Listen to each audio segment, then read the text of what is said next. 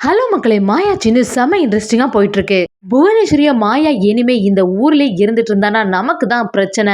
அந்த குடும்பத்துக்காக எப்படியும் எல்லா உண்மையும் கண்டுபிடிச்சுருவான்னு சொல்லிட்டு, இந்த மாயாவ நாட்ட விட்டே விரட்டணும்னு சொல்லிட்டு புவனேஸ்வரி ஒரு பிளான் பண்றாங்க. என்னதான் புவனேஸ்வரி பிளான் பண்ணாலும், அதுக்கு மாஸ்டர் பிளான் போட்டு நம்ம மாயா ஒரு அதிரடியான விஷயம் பண்றாங்க. அப்படியே புவனேஸ்வரியோட வீட்டுக்கே போய் எல்லா திங்ஸையும் எடுத்து தூக்கி வெளியில போடுறாங்க. இத கவனிச்ச புவனேஸ்வரியும், "எவ்வளோ தைரியம் இருந்தா என்னோட வீட்டுக்கே இப்படியெல்லாம் பண்ணுவ?"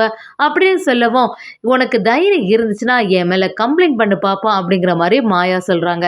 இத கேட்டு டென்ஷனான புவனேஸ்வரியும் கம்ப்ளைண்ட் பண்ண போறாங்க. அந்த அதிகாரிகளும் ஒரு கட்டத்துல நம்ம மாயா மேல கேஸ் ஃபைல் பண்றாங்க. இத பார்த்துட்டு இருந்த அதிகாரிகளும் இன்னைக்கு மாயா வெளிநாட்டுக்கு போற மாரி இருந்துச்சு.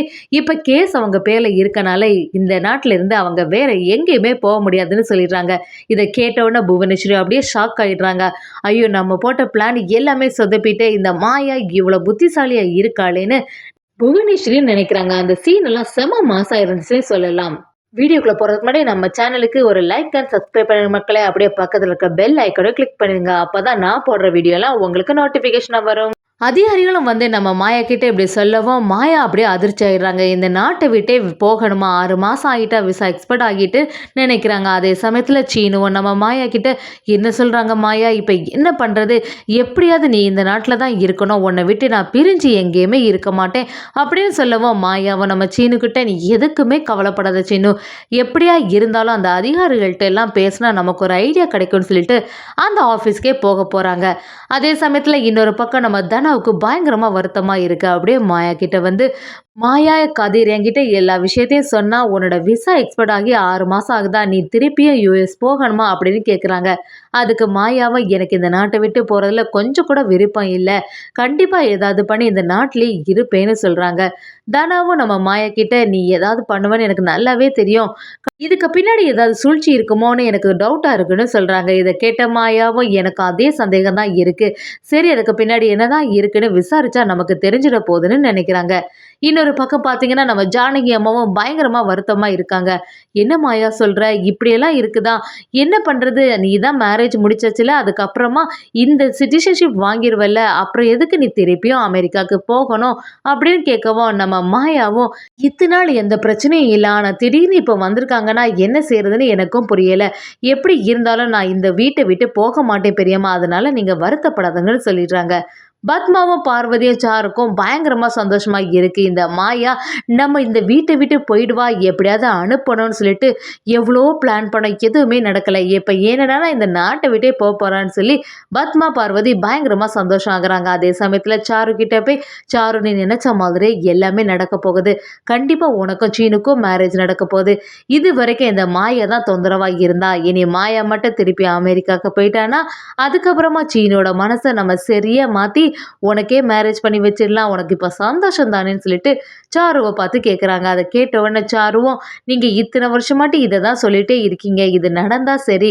நாம ஒரு பிளான் போடுவோம். ஆனா அத நினைச்சு சந்தோஷப்படுறதுக்குள்ள பிளானே சொதப்பிடும்னு" சொல்லிட்டு சாருவும் நினைச்சிட்டு இருக்காங்க. என்னதான் சாரு அப்படி நினைச்சாலும் பத்மாவும் சாரு கிட்ட, "நீ எதுக்குமே கவலைப்படாத. இந்த வாட்டி எந்த பிரச்சனையும் வராது. கண்டிப்பா சீனு உனக்கு தான்" சொல்லிட்டு தைரியப்படுத்துறாங்க. நம்ம மாயா, கதிர் எல்லாரும் சேர்ந்த மாதிரி அந்த ஆஃபீஸுக்கும் போறாங்க. சீனுவும் மாயா கிட்ட, "உன்னை விட்டு நான் பிரிஞ்சே இருக்க மாட்டேன்" அப்படின்னு சொல்லவும், மாயாவும், "நீ எதுக்குமே வருத்தப்படாத. நான் இந்த நாட்டை விட்டு போக போறதில்லன்னு" சொல்லிட்டு அப்படியே ஹக் பண்றாங்க. அந்த சீன் எல்லாம் செம எமோஷனலாவே இருந்துச்சுன்னே சொல்லலாம். நம்ம சீனுவும் அந்த அதிகாரிகள்ட்ட, "அவ தான் இப்ப இங்க மேரேஜ் பண்ணியாச்சுல, அதுக்கப்புறமா இங்க உள்ள சிட்டிசன்ஷிப் கிடைக்கிறது ஈஸியா தானே இருக்கும்னு" சொல்லிடுறாங்க. அங்க உள்ளவங்களும், "என்னதான் இங்க கிடைச்சாலும் ஒருக்கா நீங்க அமெரிக்கா போய் தான் ஆகணும். அங்க போய் எனக்கு மேரேஜ் ஆயிட்டுன்னு சொல்லிக்கிட்டு ஒரு சர்டிஃபிகேட் எல்லாம் குடுத்துட்டு வந்தா தான் கரெக்ட்டாட்டு அங்க உள்ள சிட்டிசன்ஷிப் கேன்சல் ஆகும்" அப்படின்னு எல்லா டீட்டெயிலும் சொல்லவும், "இதுக்கு மேல எந்த இதுவும் பண்ண முடியாதா?" அப்படின்னு சொல்லி நம்ம சீனுவும் கதிரும் யோசிச்சுட்டே இருக்காங்க. கதிரும் நம்ம மாயா கிட்ட, "நீ நினைச்சது எல்லாமே சரியா தான் இருக்கு மாயா. இது எல்லாமே அந்த புவனேஸ்வரோட வேலை தான்" அப்படின்னு சொல்றாங்க. மாயாவும், "என்னோட விஷயத்திலே இந்த புவனேஸ்வரி தலையிடா. அவளுக்கெல்லாம் எவ்வளோ ஆப்பு வச்சாலும் கொஞ்சம் கூட திருந்தவே மாட்டேங்கிறா. எப்படி இருந்தாலும் அவள சும்மா விட போறதில்ல இந்த வாட்டின்னு" சொல்லிட்டு மாயா ஒரு பிளான் பண்றாங்க. நம்ம சீனுவும் மாயா கிட்ட நீ என்ன பண்ணாலும் அதுக்கு ஆதரவா உன் பின்னாடியே நான் இருக்கேன் மாயா, நீ எதுனாலும் பண்ணு அப்படின்னு சொல்லிட்டு அவங்களுக்கு சப்போர்ட்டிவா புவனேஸ்வரோட வீட்டுக்கே போயிடுறாங்க. நம்ம மாயா சீனு எல்லாரும் புவனேஸ்வரோட வீட்டுக்கே போய் சத்தம் போட ஆரம்பிக்கிறாங்க. இதை கேட்ட புவனேஸ்வரியும் என்னடா சத்தம்னு வெளியில போய் பார்த்தா மாயா சீனு.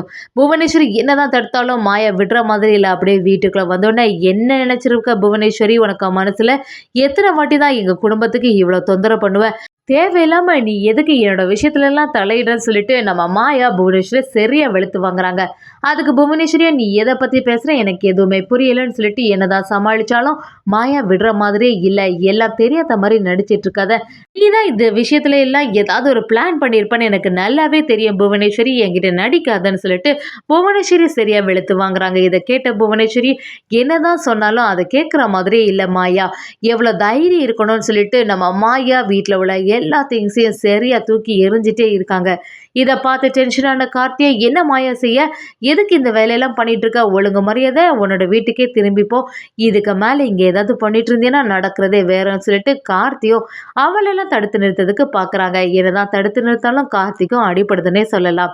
நம்ம சீனுவும் கார்த்தியை தள்ளி விடுற மாதிரி இதை பார்த்துட்டு இருந்த பசுபதியும் என்னடா கார்த்தியாச்சு உனக்குன்னு சொல்லிட்டு கார்த்தி அப்படியே தாங்கி பிடிக்கிறாங்க. சீனுவும் அதுவும் எல்லாம் கண்டுக்காம சீனு மாயா 2 பேரும் அந்த வீட்டில் உள்ள எல்லா திங்ஸையும் ஆர்ப்பாட்டம் பண்ணி தூக்கி எரிஞ்சிட்டு இருக்கவும் புவனேஸ்வரி ஒரு கட்டத்தில் சத்தம் போட ஆரம்பிக்கிறாங்க.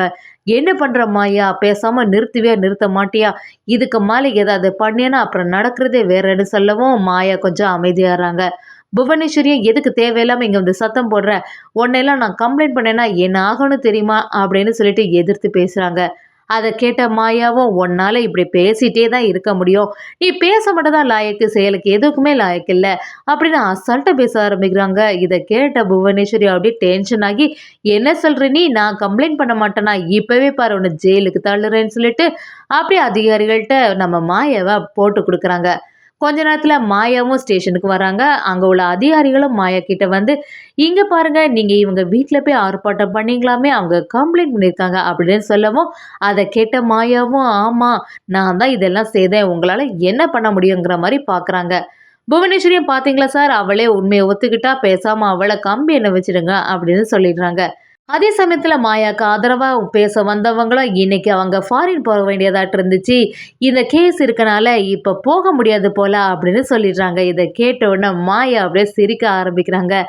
எதிர்த்து நின்ன புவனேஸ்வரிக்கும் ஒண்ணுமே புரியல. என்னடா மாயா அப்போ ஒரு பிளான் பண்ணி தான் இதெல்லாம் பண்ணிருக்கா, கரெக்ட் டைம்ல அவன் மேல கேஸும் வந்துட்டேன்னு சொல்லிட்டு புவனேஸ்வரி யோசிக்கிறாங்க. நம்ம இதை கொஞ்சம் யோசிச்சிருக்க வேண்டியது, இப்ப என்ன பண்றது, இவ சரியான கேடியா இருக்காளே அப்படின்னு நினைக்கிறாங்க.